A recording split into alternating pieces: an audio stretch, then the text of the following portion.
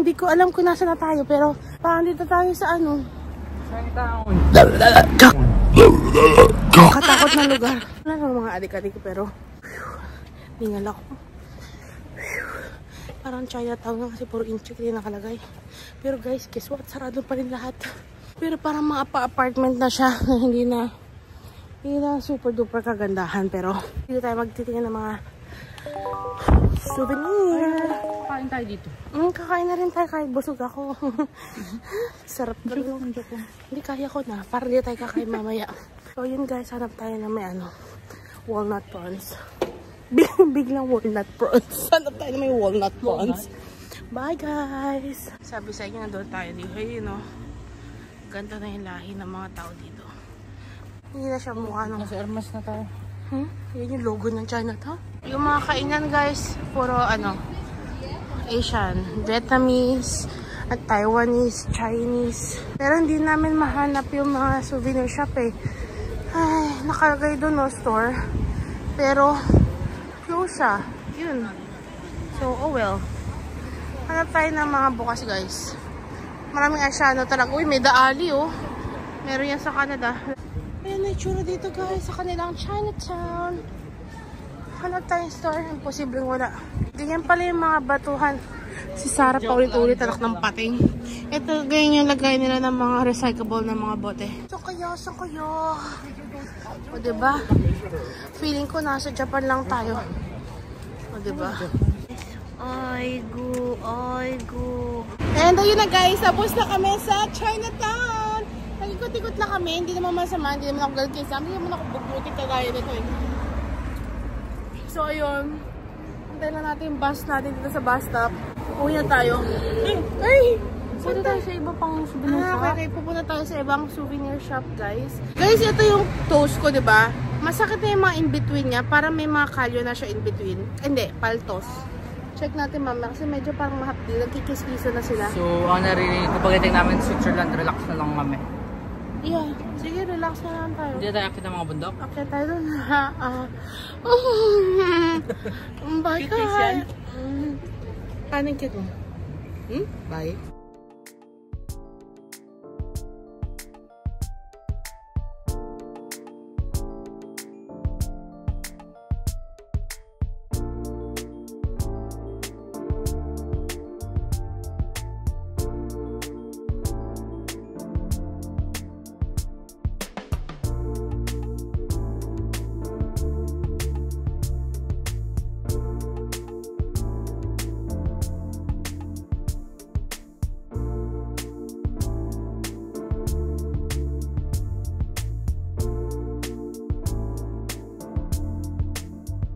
Labas na naman tayo guys.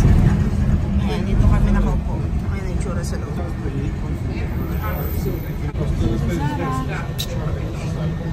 Saan tayo next pupunta? Souvenir shop. Souvenir shop. Hanap na naman tayo. Isa pang souvenir shop kasi... Yan yung malaking grocery. Ay, nung nakita ko nga. Kasi wala pa din kami mahanap na... Kailangan namin mga magnet. Yung malapit mismo sa Eiffel Tower. Masyadong mahal dun.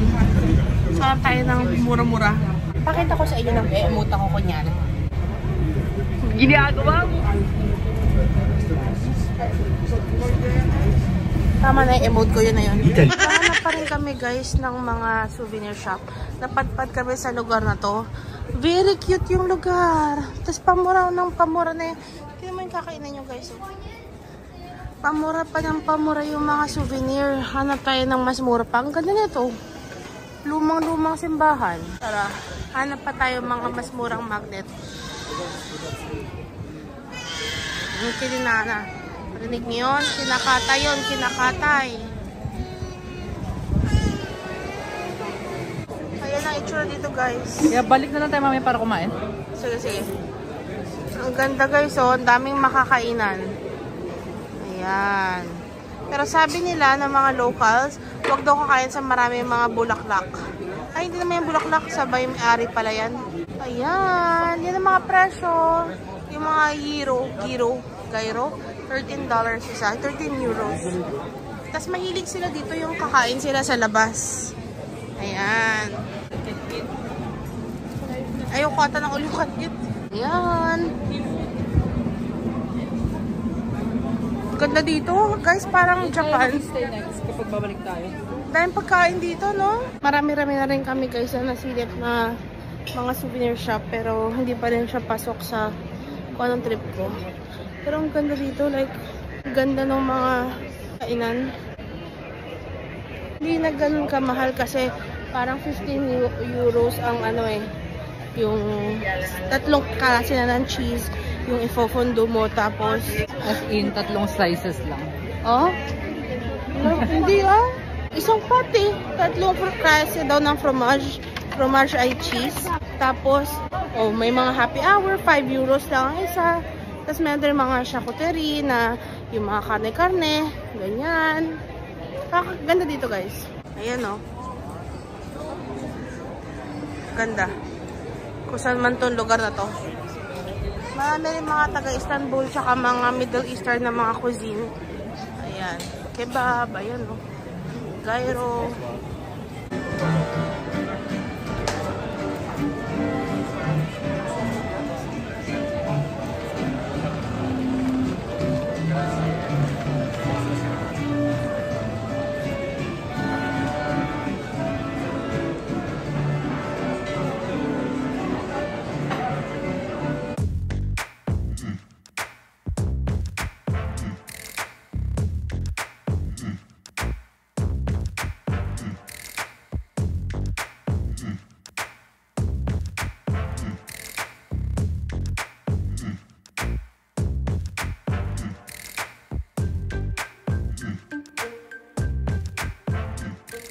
Bilis-bilis.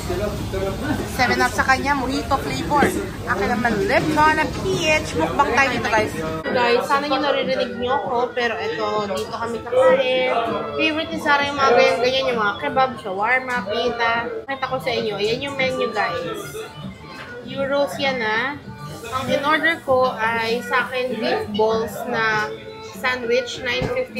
Ito na pala yung akin, guys. Thank you. You're welcome. Have a good day. Ayan yung akin, guys. Ayan, kain tayo. Gusto ko to eh. Mahilig ako sa ganyan. Ayan si Zara. Natay lang yung kanya. Ayan yung kanya. Diyos ko po, napakadami. Diyos ko, Lord.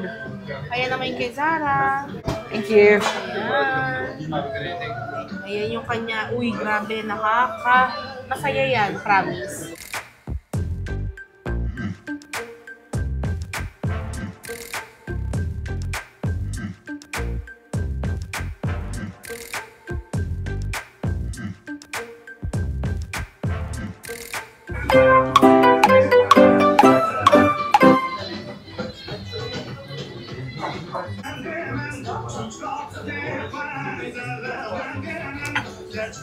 Okay ba?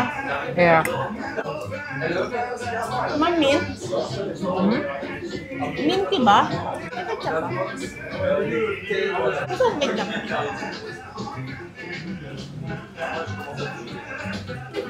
Thank you. Can I get sauce? Garlic sauce, sweet sauce. We have this Oh, okay. You want sweet sauce? sweet. Donair sauce. We have sweet sauce. If you like sweet sauce, we have. Okay, sweet sauce. Oh, ketchup din sana.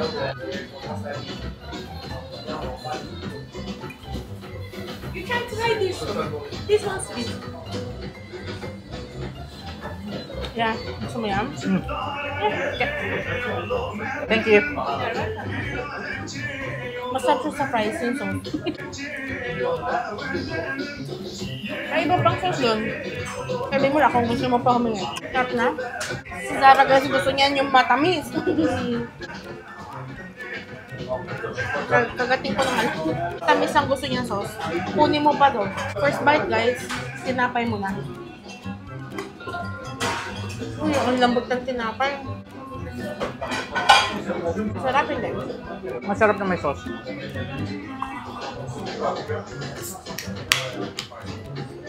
Ang sarap ng karne. Buti lang hindi yung beef yung binili ko steak. Ito yung templado na. Hindi ko Wow. type yung garlic na. Alak ba yan? Hindi. Kailangan namin ito sa Canada. Sarap. 7 up na mojito. Yung sa city, hindi ganito yung na-expect ko. Oo nga eh. Baka okay siya pag i-mix mo. Try natin.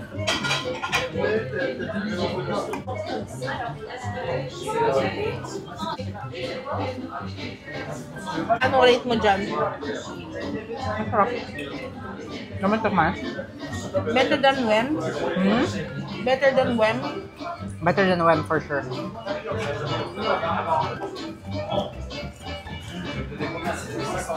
Eh, ketchup?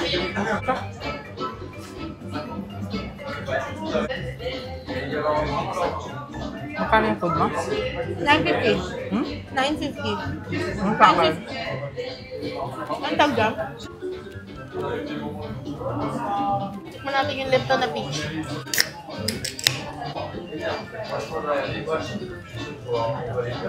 Lasang Lipton na peach.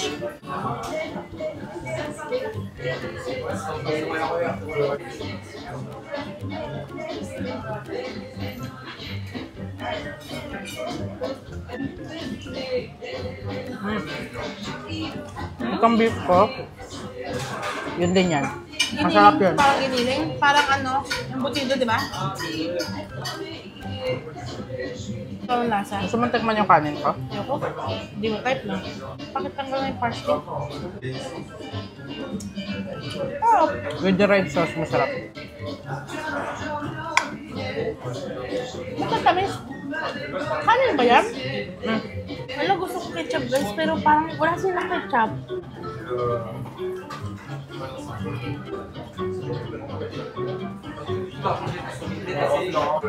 Kunin mo to. Sige lang. Hindi mo type? Ang tamis eh. Parang Thousand Island. Masarap. Pero, wala ketchup dapat ito. Piling ko sulit ito. Sarap. Na? Ang sarap nitong meat na to.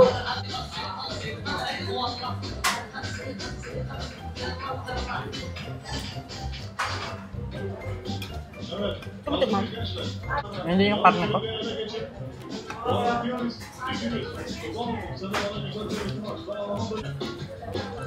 Daming karne pala. Ba't ko tinitipid? Kuha ka dito. Ay! Ano na yung sauce? Wala. Kuha ka nito. Hindi ko type yan. Kaya nga. Kulang sa garlic. Kaya. Mint.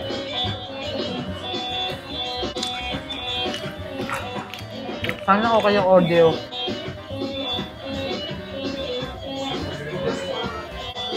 Naku, nainggit na naman siya sa pagkain ng iba. Ang sandwich din, pero overflowing yung karne. I guess mahal yung beef, no? May ketchup na. Hindi ko naman, please. Can we get ketchup? Ketchup? Kasi siya meron. Ala, isi-squirt na naman yan dyan. Ngayon ka pa sweet sauce mo?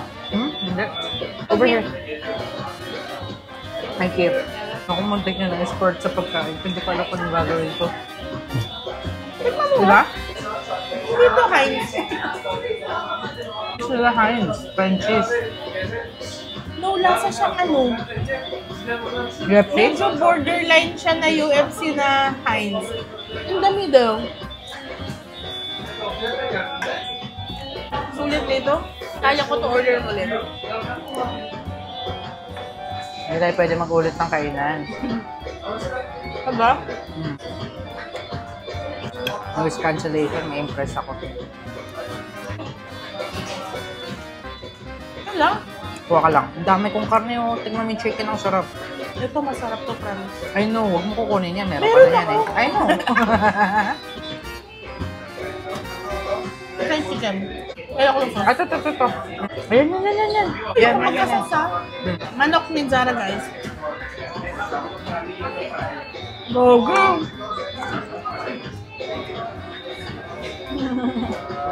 Yun yung order niya, chicken sandwich. Oh my God. Masarap din yung beef eh. Oh my God, parang halos andoks baliwag na Alam niyo manok kulang nila. sa akin guys, red onion. Like kung may side ko ng red onion, napakasarap. Ang sarap ng manok. Gusto mong breakfast? No! Chicken sandwich? Sa airport tayo magbe-breakfast, maaga tayo bukas. Grabe, ang sarap.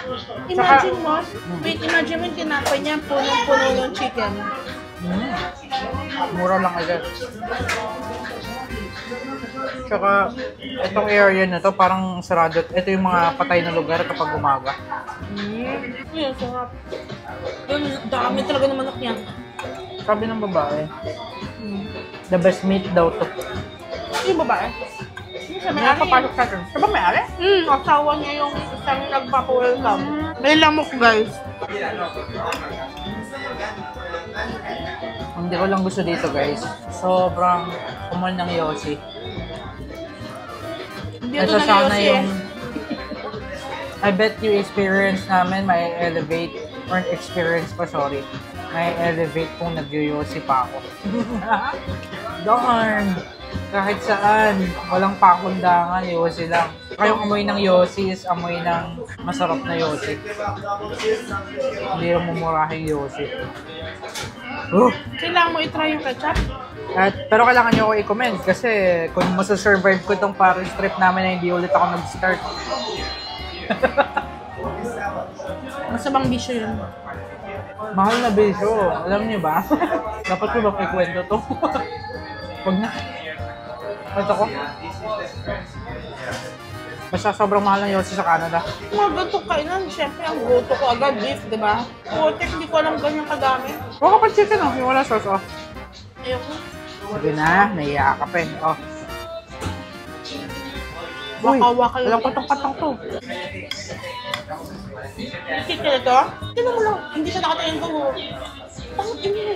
Uy! Naniniwala ka na ba? I guess yung equivalent ng beef mo. Ha? Take off na eh. Isang chicken lang, Hindi guys. masarap. Hirap niya kasama, guys. Yung pag may gusto kong kain.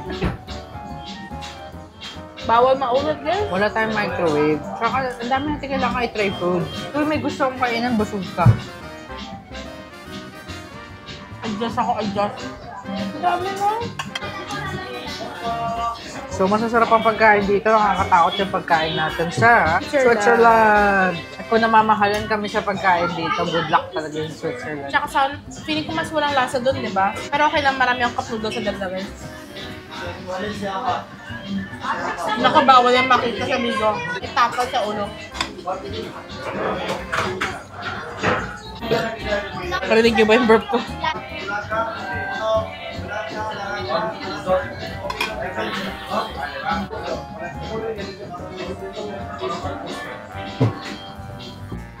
Sa'yo na yung first ko. Nung walang sauce. Ayun. Tatanggalin ko yung pakin ko. Uy naman na tayo, di ba? I-rate ko yung manok ni Zara ng 10 over 10. Wow. Yung sandwich ko, i-rate ko ng mga 7 over 10. Ang baba naman. 7 over 10 lang. Masarap siya kanina. Kaso nung na-realize ko yung lasa ng manok, nung na-realize ko yung lasa ng manok, tapos nakita ko yun sa kapitbahay namin na yun yung order niya, yun yung 10 over 10. Hindi pwede yun. Rate mo lang tama yung beef.